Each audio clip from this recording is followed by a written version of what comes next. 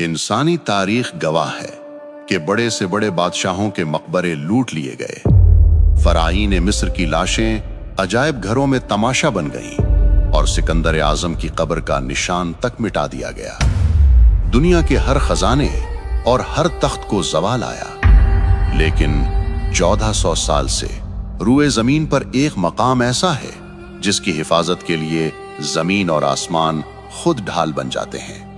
یہ مدینہ منورہ ہے اور یہ روضہ رسول ہے، لیکن تاریخ کے سینے میں 1164 عیسوی 1164 AD کی وہ رات آج بھی کانٹے کی طرح چبھتی ہے، جب زمین کے نیچے ایک ایسی ناپاک سازش رچائی جا رہی تھی جس سے عرش بھی کانپ اٹھا تھا۔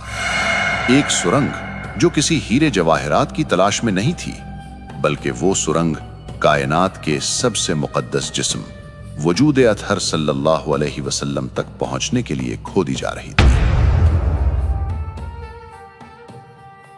مدینہ سو رہا تھا، لیکن ہزاروں میل دور شام کے شہر دمشق میں ایک بادشاہ کی نیند اڑ چکی تھی۔ یہ سلطان نور الدین زنگی تھے، عالم اسلام کے وہ حکمران جن کی ہیبت سے صلیبی بھی کانپتے تھے۔ لیکن اس رات سلطان اپنے بستر پر پسینے میں شرابور ہو کر اٹھ بیٹھے۔ انہوں نے خواب میں دیکھا کہ سرکار دو جہاں صلی اللہ علیہ وسلم خود تشریف لائے ہیں، مگر منظر دل دہلا دینے والا تھا۔ رسول اللہ صلی اللہ علیہ وسلم دو شخصوں کی طرف اشارہ کر رہے ہیں جن کے چہرے سرخ اور آنکھیں نیلی تھیں، اور زبان رسالت سے یہ الفاظ نکل رہے تھے: محمود، مجھے ان کتوں سے بچاؤ۔ سلطان زنگی چیخ مار کر اٹھ بیٹھے۔ جسم کانپ رہا تھا، آنکھوں سے آنسو جاری تھے۔ وہ سمجھ نہیں پا رہے تھے کہ اس خواب کا کیا مطلب ہے۔ نبی صلی اللہ علیہ وسلم کو کس سے خطرہ ہو سکتا ہے؟ سلطان نے وضو کیا، نفل پڑھے اور دوبارہ لیٹ گئے، مگر خواب پھر آیا۔ وہی دو چہرے، وہی پکار، مجھے بچاؤ۔ 3 بار ایسا ہوا۔ اب سلطان کے لیے دمشق میں ایک لمحہ رکنا بھی ناممکن ہو گیا۔ رات کے آخری پہر انہوں نے اپنے وزیر جمال الدین موصلی کو طلب کیا۔ یہ وزیر صرف ایک مشیر نہیں بلکہ ایک صاحب بصیرت انسان تھے۔ سلطان نے روتے ہوئے اپنا خواب بیان کیا۔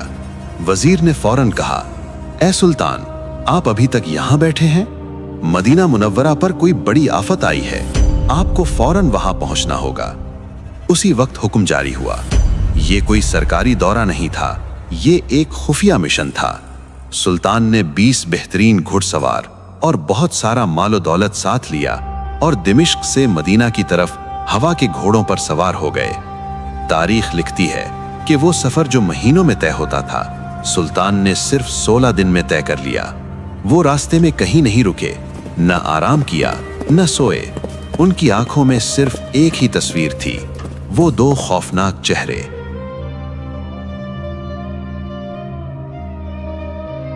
جب سلطان مدینہ پہنچے تو شہر کی فضا سوگوار تھی۔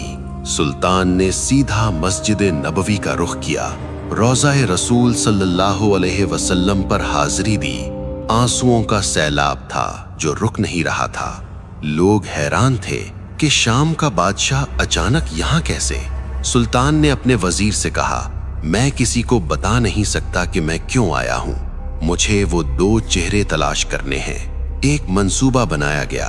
اعلان کیا گیا کہ سلطان مدینہ کے تمام شہریوں کو اپنے ہاتھ سے تحائف اور صدقات دینا چاہتے ہیں۔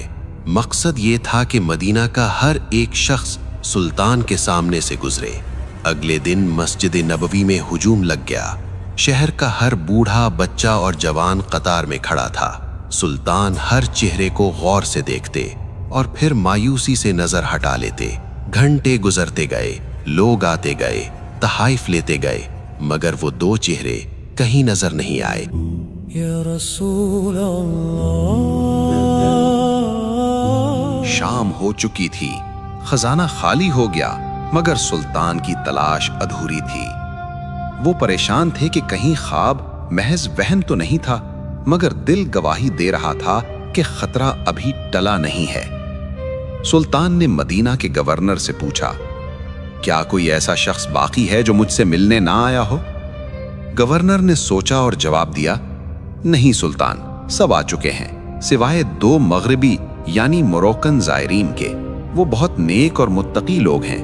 वो किसी से कुछ नहीं लेते, बल्कि खुद खैरात करते हैं। ये सुनते ही सुल्तान नूरुद्दीन जंगी की आंखों में एक चमक आ गई। उनका दिल जोर से धड़का। उन्होंने हुक्म दिया, इन्हें फौरन मेरे पास लाओ। गवर्नर ने कहा, वो तो रोज़ा रसूल सल्लल्लाहु अलैहि वसल्लम के करीब एक मकान में रहते हैं और दिन रात इबादत में मशगूल रहते हैं। सुल्तान ने कहा, तो हम खुद उनके पास जाएंगे।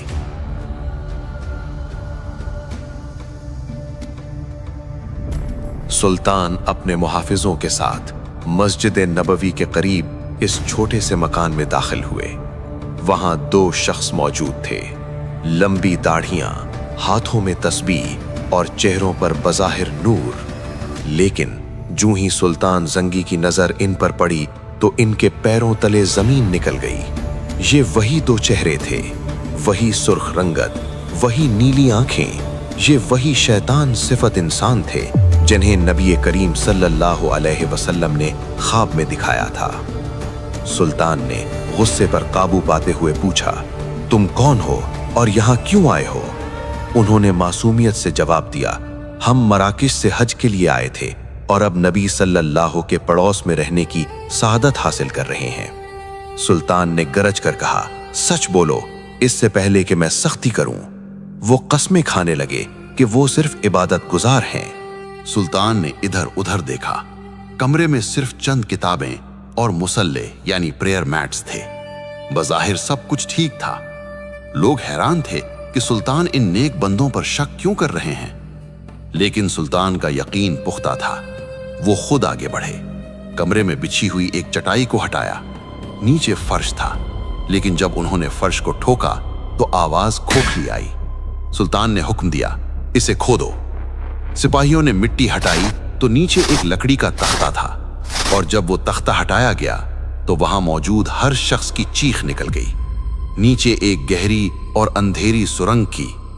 ये सुरंग उस कमरे से शुरू होकर सीधी रोज़े अतहर की दीवारों की तरफ जा रही थी। सिर्फ चंद गज का फासला रह गया था। अगर सुल्तान जंगी के आने में एक दिन की भी ताखीर हो जाती तो ये जालिम अपने नापाक अज़ाइम में कामयाब हो जाते। अब वो दोनों कांप रहे थे। सुल्तान की तलवार उनके सर पर थी। उन्होंने सब सच उगल दिया। उन्होंने एतराफ किया कि वो मुसलमान नहीं हैं, बल्कि ईसाई क्रिश्चियंस हैं, और उन्हें स्पेन अंदलुस के ईसाई हुक्मरानों ने भेजा है। उनका मंसूबा यह था कि वो सुरंग खोदकर नबी करीम सल्लल्लाहु अलैहि वसल्लम का जिस्म मुबारक निकालें और उसे यूरोप ले जाकर मुसलमानों को ज़हनी शिकस्त दें। वो रात को सुरंग खोदते थे और मट्टी को चमड़े के थैलों में भरकर मदीना से बाहर फेंक आते थे।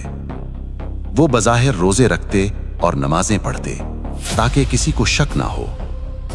ये सुनकर वहां मौजूद हर मुसलमान की आंखों में खून उतर आया। सुल्तान नूरुद्दीन जंगी ज़ारो क़ितार रोने लगे। उन्होंने अल्लाह का शुक्र अदा किया। ऐ अल्लाह, तेरा करोड़ों बार शुक्र है कि तूने इस खिदमत के लिए इस नाचीज नूरुद्दीन को चुना। अगली सुबह मदीना की तारीख का एक इबरतनाक दिन था। इन दोनों मुजरिमों को उसी जगह लाया गया जहां उन्होंने ये साजिश रचाई थी।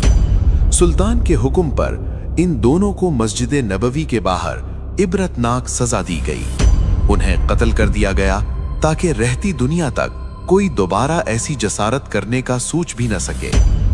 ये फितना तो खत्म हो गया, लेकिन सुल्तान का दिल अब भी बेचैन था। उन्हें डर था कि मुस्तकबिल में कोई और ऐसा हमला न करे। इसलिए उन्होंने एक ऐसा फैसला किया जो आज भी मदीना की जमीन के नीचे महफूज है।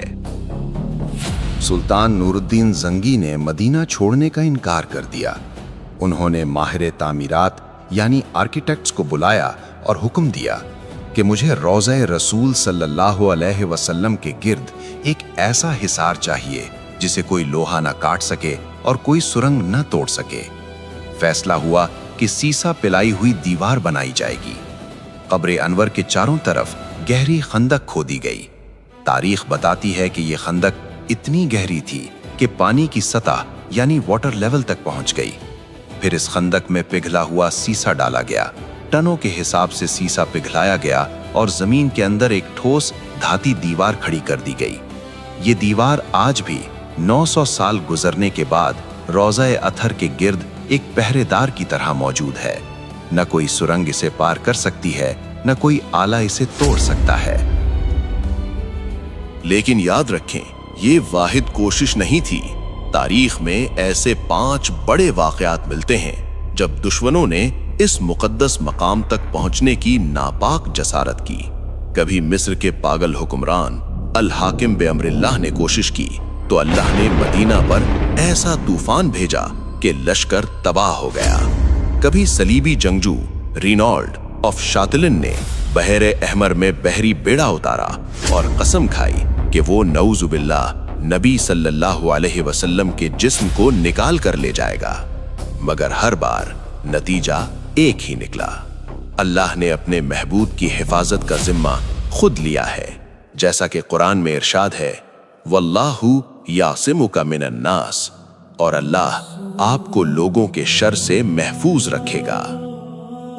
आज जब हम मदीना जाते हैं और उस सब्ज गुंबद को देखते हैं तो हमें याद रखना चाहिए कि इस अमन के पीछे कितने पहरेदारों की कुर्बानियां हैं। सुल्तान नूरुद्दीन जंगी सिर्फ एक बादशाह नहीं थे, वो एक सच्चे आशिक़े रसूल थे। अल्लाह ने उन्हें बादशाहत इसलिए दी थी ताकि वो अपने हबीब सल्लल्लाहु अलैहि वसल्लम के आराम की हिफाजत कर सकें। ये वाक़या हमें बताता है कि इश्क़े रसूल सल्लल्लाहु अलैहि वसल्लम सिर्फ दावा नहीं बल्कि अमल का नाम है।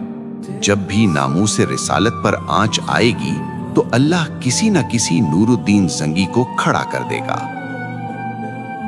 अगर आपके दिल में भी मदीना मुनव्वरा की मोहब्बत जिंदा है तो कमेंट में सल्लल्लाहु अलैहि वसल्लम या सुभान अल्लाह लिखकर अपनी हाजिरी लगवाएं। इस वीडियो को ज्यादा से ज्यादा शेयर करें ताकि हमारी आने वाली नस्लों को पता चले कि हमारे असलाफ ने इस दीन की हिफाजत कैसे की थी। अल्लाह हम सबको रोज़ा-ए रसूल सल्लल्लाहु अलैहि वसल्लम की ज़ियारत नसीब फरमाए। आमीन।